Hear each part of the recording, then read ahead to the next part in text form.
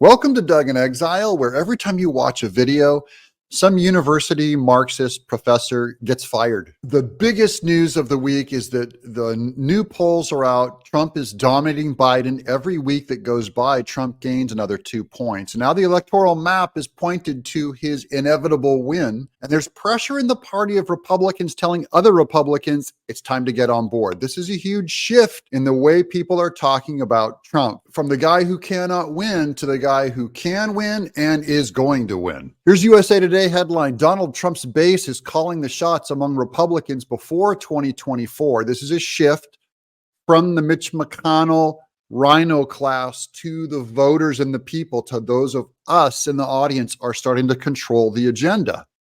That's the way it's supposed to be, by the way. They're supposed to represent us. CNN polls: Trump leads Biden in Michigan and Georgia as broad majorities hold negative views of the current president. That's kind of a backhanded slight at Biden, telling him to get out. This is by CNN, remember. So Michigan and Georgia are swing states that now Trump is showing dominance in. Here's another headline at the Wall Street Journal: Trump takes 2024 lead as Biden approval hits new low, Wall Street Journal poll finds. And then finally, here's our article. This is The Hill. GOP senators soften skepticism of Trump. Senate Republicans allied with former President Trump are stepping up calls for the rest of the GOP to rally around him as the party's inevitable nominee for president, and warn that fellow Republicans who hold back are giving aid and comfort to Joe Biden.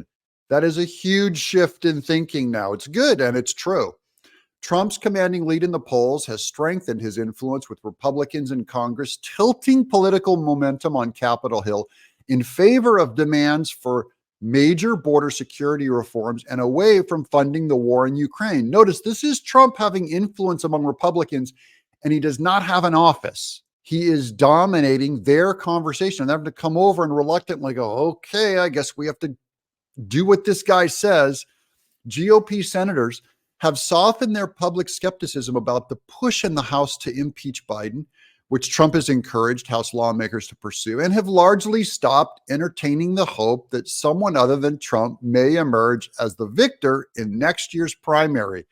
This is huge for donors. They're going to start backing away from Nikki Haley and Ron DeSantis and getting with reality and supporting Trump. The failure of Governor Ron DeSantis or Nikki Haley to break through as the viable alternative to Trump in any of the 4 Republican presidential debates is prompting Trump's Senate allies to now call for early end to the race. Senator Mike Braun, Republican Indiana, who endorsed Trump in September, said, I don't see a pathway for anybody else. There's no way forward. If you're not rallying around him, you're giving tacit support to Biden. That's calling out the middle guys, saying you're just damaging Trump and helping Sleepy Joe.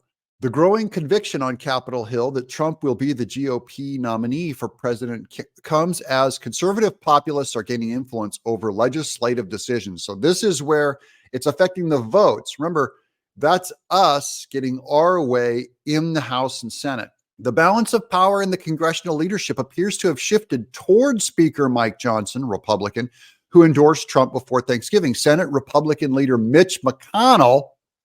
So now it's even starting to hit the Senate with Mitch McConnell. Republican leader Mitch McConnell has come under strong pressure from Senate conservatives to fully back Johnson's demands, which he has done. So even Mitch McConnell now is coming over through Mike Johnson to support Trump. Quote, the Donald Trump is the will of the American people. If you look at the polling data indicates the American people are less interested in sending tax dollars overseas and for international engagements. He added, they want it for border security and other things. Message heard loud and clear. Let's look at the electoral map.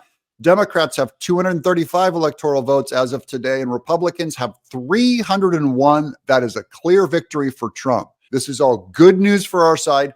Take the win. Like and subscribe. Leave a comment. Are you for other Republicans getting out? Or do you think we should go through the whole formal primary process? I'd love to hear from you what you think, because the primaries have only helped Trump. I'm Doug in Exile.